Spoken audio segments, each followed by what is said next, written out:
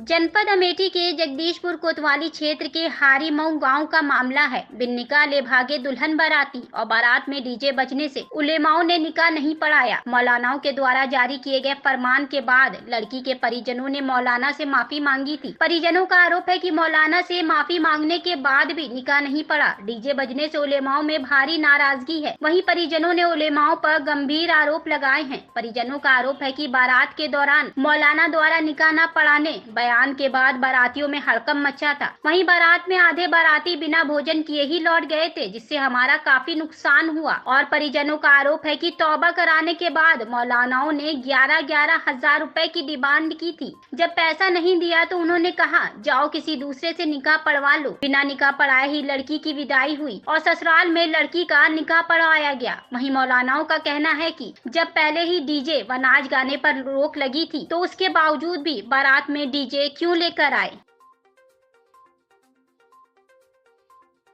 क्या नाम है आपका? मोहम्मद शरीफ। मोहम्मद शरीफ जी, बताइए कल आपके यहाँ आपकी लड़की की बारात आई थी, बिना निकाह के बारात वापस चली गई, क्या है पूरा मामला? ये हाफिज मौलाना लोग पिचाल की हैं। कैसा पिचाल क्या? हम हाफिज मौलाना लगे गए थे कि निकाह पढ़ना है हजरत, कहन बाज आएगा तो हम निकाह नहीं पढ़ेंगे। लेकिन तो आपके यहाँ के जो मौलाना है उनका कहना है कि हमने उनको 10-15 दिन पहले ही चेतावनी दे दी थी कि अगर आपके यहाँ डीजे बाजा या उस तरीके से कोई सांस्कृतिक कार्यक्रम के तहत आयोजन किया जाता है तो हम लोग निकाह नहीं पढ़ेंगे। उसके बावजूद भी ये लोग नहीं माने और निकाह पढ़ाने के लिए शादी में डीजे बैंड लेकर आए हैं। उसके बाद इन्होंने कहा कि आप कुछ भी लाइए और किसी से और निकाह कर लीजिए, कोई मौलाना मौलवी बुला लीजिए, वो पढ़ा देगा निकाह, हम नहीं पढ़ाएंगे। तो आप क्या कहना चाहते हैं? तो हम कहना चाहते हैं कि जैसे इन्होंने ऑर्डर दिया कि किसी को और बुला लाइए तो हम किसी को बुला कर निकाह करवा दिया।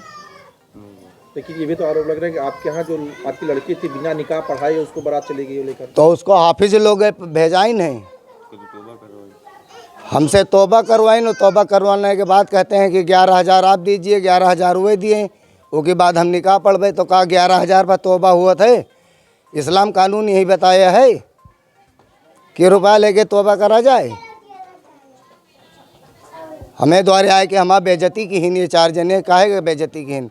हमारी लड़की बगैर निकाह के रुखसत हुई है और आदमी जो है कम से कम 300 बाराती आए थे, सब बगैर खाए चले हो गए हमारे दरवाजे से। हमारा खाना धरा है, उसको हाफिज मौलाना हमारा नुकसान देंगे सब। तो आप अपने समुदाय से क्या कहना चाहते हैं? हम समुदाय से ये कहना चाहते हैं कि हमारी लड़की की निकाह इन्होंने नहीं पढ़ा, हम इनको जीवन में कभी बुलाएंगे नहीं। लेकिन वो लोग तो कह रहे हैं कि इस पे कुछ जुर्म लोगों के ऊपर जो ये इस तरीके से काम किए थे चेतावनी देने के बावजूद भी इन पे जो आरोप लगे इसका जुर्माना इनको भुगतना पड़ेगा। तब इन्होंने क्यों कहा हाफिज जी कि आप दूसरे को बुलाकर निकाह कर लीजिए, हम नहीं पढ़ेंगे। सर क्या नाम है आपका? मेरा नाम मोहम्मद जफ़र मुख्तार हाशमी रजवी है। जफर जी, बताइए आपकी ग्राम सभा में कल एक बारात आ रही है, आईटीओ बताया जा रहा है कि बारात में बिना निकाह पढ़ाए ये बारात वापस चली गई। दरअसल बारात जो आई निकाह पढ़ा करके बिना निकाह पढ़ाए हुए लेकर के गए, इसमें वजह जो हमारे इमाम साहब ने बताया वजह वही है। और दरअसल ये धोखा है। धोखा इस तरीके का है कि देखिए शरीयत में जो चीज़ को मना किया गया उस पर अमल करना चाहिए। हमारे शरीयत में जो उसूल है कौम और समाज की भला के लिए है, ना कि किसी पर जुल्म है। ये जो फजूल अखराजात होते हैं इन पर पूरी तरह से पाबंदी लगनी चाहिए। इसके लिए हम पूरी तरह से मुत्तफ़िक़ हैं। और ये जो कुछ भी हुआ है, यानी बगैर निकाह की लड़की यहाँ से लेकर के लड़के वाले गए सिंदरवा से, जो कि बारात आई हुई थी, उसके ऊपर भी कदम उठाना चाहिए सिंदरवा के लोगों को कि बगैर निकाह के आप लेकर के यहाँ पर आए हैं, इसके ऊपर क्या कार्रवाई होनी चाहिए, वहाँ उस लोगों को सोचना चाहिए। और इस हारीमऊ के ग्राम सभा के लोगों को भी इस पर सोचना चाहिए कि चूँकि हमारे गाँव से बगैर निकाह की लड़की गई, ये क्यों गई, कैसे गई, इस पर मुत्तफ़िक़ होकर के इसके ऊपर जो शरीयत का जो निज़ाम है, उसूल है, वो बिल्कुल लगाना चाहिए। इस वजह से कि शरीयत किसी के ऊपर कोई जुल्म या किसी के ऊपर कोई परेशानी नहीं डालती है। शरीयत ये कहती है कि निकाह को, शादी को आसान करो। आसान से मुराद ये है कि फजूल खर्ची नहीं है। डीजे में लगा हुआ पैसा अगर शादी में लगा लेते कितना आसानी हो जाता। गरीब बेचारा परेशान आदमी, अगर आपने 20,000 का डीजे किया, दूसरा सोचता मैं 10,000 का डीजे कर लूँ। आप लोगों ने कोई फरमान जारी किया लड़की के परिवार वालों के लिए?